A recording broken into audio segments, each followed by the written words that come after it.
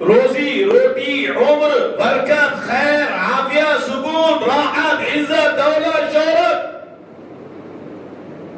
بیماریوں سے نجات بلاؤں سے دوری مصیبتوں سے نجات حالات و پریشانیاں گھر میں منڈا رہی ہے اس سے دور کیوں رب کائنات کے در پہ پڑ گئے فقیر بن کے ایمان والا سچے دل سے اللہ سے محبت واقعتاً کرتا ہے اس کو قبر کا حشر کا آخرت کا یقین ہے تو اب یہ بھی اپنی عبادت کو عروج پہ لانا اور وہ عروج پہ لانے کا سب سے بہترین طریقہ اعتکاف ہے اعتکاف کے شرائط ذکر کرے وہ ایک بات بولوں گا ابھی بھی بول دو بھائی نابالغ بچوں کو اعتکاف میں نہیں بیٹھنا بس گزشتہ 2 سال سے دیکھ رہا ہوں میں کبھی اعتکاف کے اندر خود نہیں بیٹھے تو نابالغ اپنے بچوں کو بھیج دے رہے وہ بچے نہ عبادت کرتے تھوڑی بہت کر لیا خاموش رہ گئے اس کے بعد کھیل کود شروع رات دن کے ہنسی مذاق سونے سوالوں کو بھی ڈسٹرب اب ان کو کچھ بولے بھی ایسا نہیں تو نابالغ بچوں کو مت بھیجو بھائی بالغ ہونا بچہ کیونکہ اس کے اوپر شریعت احکام آئی نہیں ترغیب بھی ہو ہاں بھائی تو تراویح میں جا رہا نا تہجد پڑھ کے مسجد سے نکل لیکن ایمان اعمال کی عبادت کی پابندی کر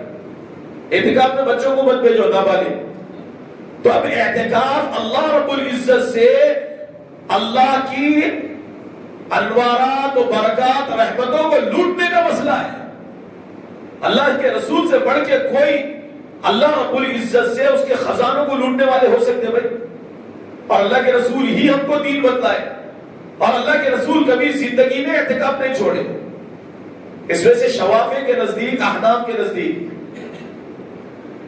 آخری عشرے کا اعتکاف سنت مؤکدہ ہے سنت مؤکدہ سنت غیر مؤکدہ سنت کی 2 قسمیں علماء نے کی ہے جس کو حضور نے پابندی سے کیا چھوڑا نہیں اس کو مؤکدہ کہتے ہیں جس کو کبھی امت کی سہولت کے لیے چھوڑا اپنی سستی سے نعوذ باللہ حضور کو یہ عمل نہیں چھوڑے یہ ذہنوں میں بٹھا لو بھائی اچھی طرح بات حضور نے کوئی عمل چھوڑا ہو صلی اللہ علیہ وسلم تو اپنی سستی کاہلی نعوذ باللہ من ذالک یا عمل کی رغبت نہیں ہونے کی وجہ سے نہیں چھوڑے امت پر اس عمل کو بھاری نہ ہو جانا کا مسئلہ جب آیا ان کے پاس آپ نے امت کی سہولت کے لیے اپنے عمل کو چھوڑ دیا تو وہ غیر مؤکدہ کے درجے میں گیا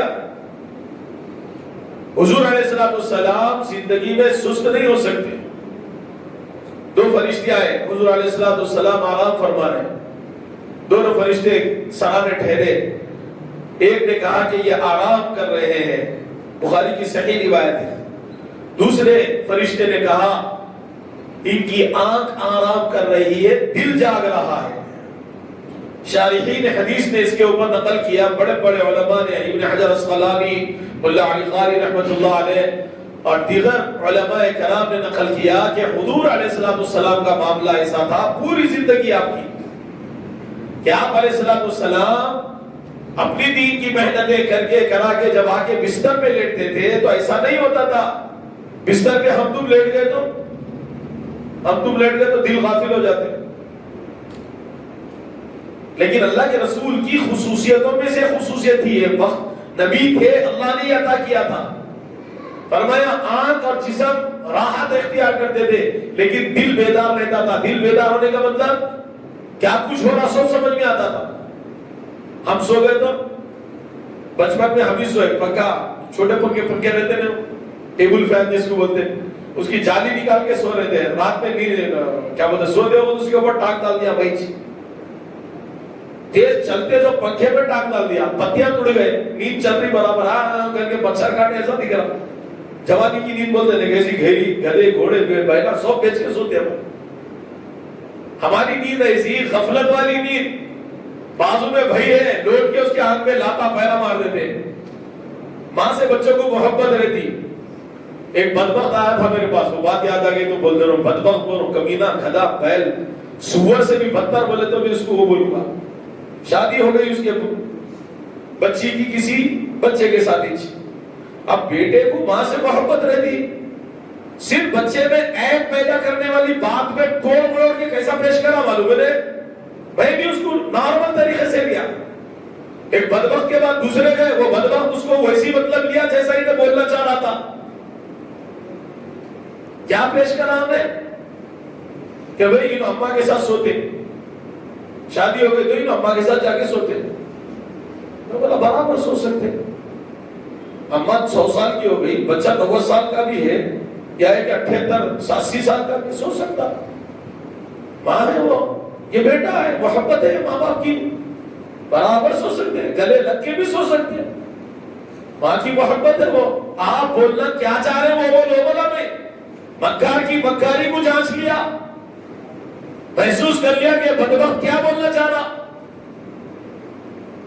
جب بولا ہم برابر سو سکتے ہیں، اس میں کیا بولنے کی بات کیا ہے وہ بولو. میری تمہاری ماں ہے تو اپن جا کے گلے نہیں ملتے، ہاتھ نہیں چومتے. بچوں کو نیند نہیں آئی، ماں کے گود میں سر رکھے دیکھو. آج بھی اگر کسی کی ماں یہاں پر 70 سال کا بڈھا بھی ہے، وہ بڈھے کو بولوں گا اپنی ماں کے گود میں جا کے سر رکھ کے سو. اس کی شفقت والے ہاتھوں سے سر پہ جب وہ ہاتھ پھیرے گی پھر سکون محسوس کرو کیا محسوس ہوتا تھا.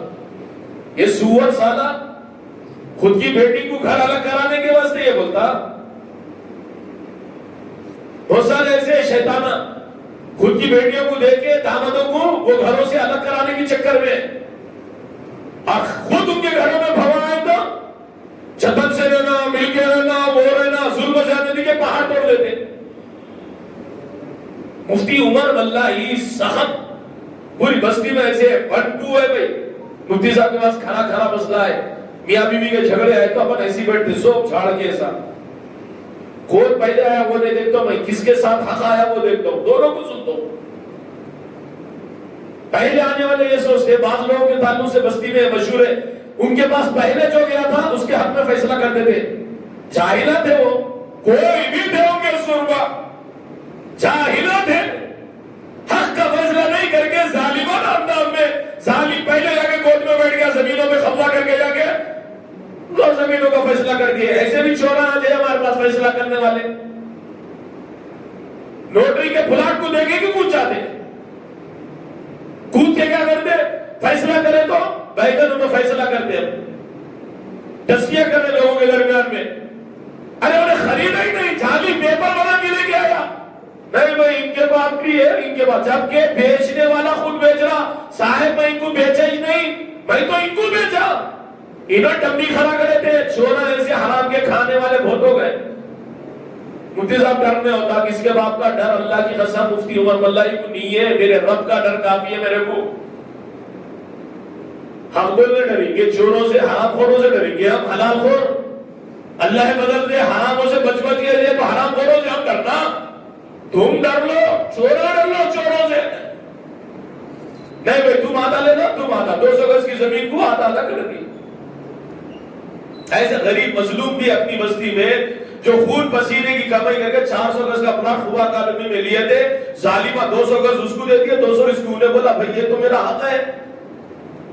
اب یہاں نہیں دے رہے نا، اللہ کے پاس لے تو وہ 200 دیے دینے وہ بھی دیتے. اب جا 400 اللہ کے پاس لے. اتنا بڑا سورما ہے تو. کون ہے وہ؟ نامہ یا زبان پہ، لیکن نامہ دے لینا چاہو. بات دوسری طرف نکل رہی. بات بدلانا دوستو بزرگوں دیجیے عزیزو یہ ہے کہ اللہ رب العزت نے ہم تمام کو رمضان بخشش کے لیے دیا. اب یہ بخشش کی صورت ہمارے سامنے اللہ نے اعتکاف کی دی. اب یہ اعتکاف کے معاملے میں اللہ کے در پہ آؤ. جتنی بات اس سے پہلے دوسری ٹاپک پہ چلے گئے وہ ٹاپک اور لمبی ہو جائے گی، بلکہ بولنا نہیں چاہتا. سکون، راحت اللہ رب العزت نے جو کچھ بھی معاملہ بندے کو اللہ رب العزت سے جوڑنے والا دیا، اللہ رب العزت نے اعمال سے دیا ہے.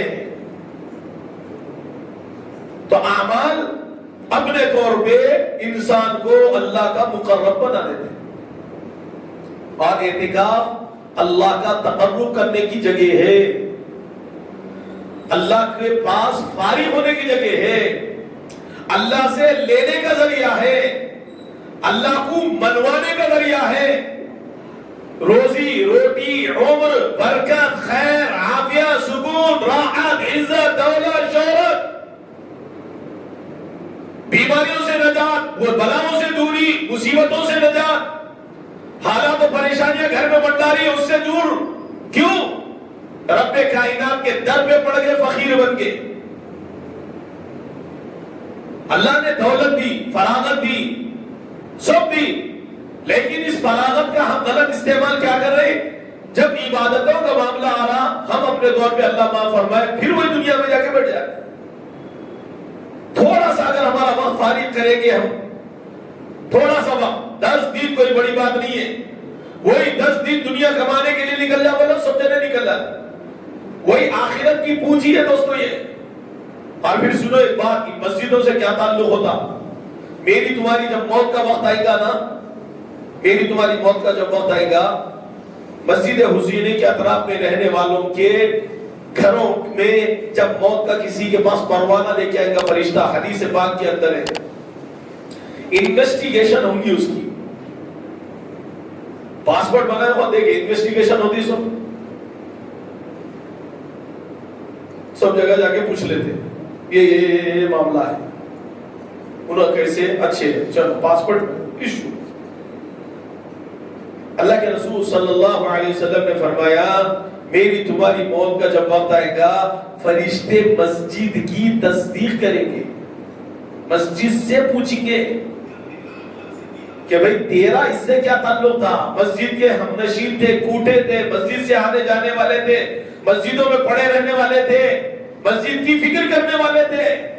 تو مسجد بولے گی وہ تو میرا ہم نشین ہے، وہ تو میرے پاس آتے جاتا رہتا، میرے گروپ میں بیٹھنے والا تھا، رات دن میرے ساتھ بہت معاملہ تھا اس کا، عبادتیں کرتا، ذکر کرتا، قرآن پڑھتا، سو بھی جاتا تھا. کیا ہوا؟ بولے اس کی موت کا وقت آیا تو مسجد سفارش کرے گی پہلی، اس کے ساتھ نرمی والا معاملہ کرتا. ہماری موت بھی مسجدوں سے جڑی ہوئی ہے، ہماری سفارش عزاؤں سے جڑی ہوئی ہے، ہماری بخشش محشر کے مقام پہ رمضان سے جڑی ہوئی ہے. سب حدیثوں میں ہے اس کا ذکر. تو جا کے وہ فرشتہ آسانی سے روح نکالے گا. اور اگر مسجد یہ کہہ دی کون ہے وہ نہیں پہچانتی، میں نہیں پہچانتی، کبھی ایک آدمی اپنے سے ملنے آیا، میرا دوست ہے بول کے ملا دے. کوئی آدمی زندگی میں ایک مرتبہ دو مرتبہ ملا، اپنی مجلس میں بیٹھے تھے، سب جنوں کے ساتھ بیٹھ گیا، اٹھ کے چلے گیا، انہیں جا کے کسی اور کو دھوکہ دے دیا.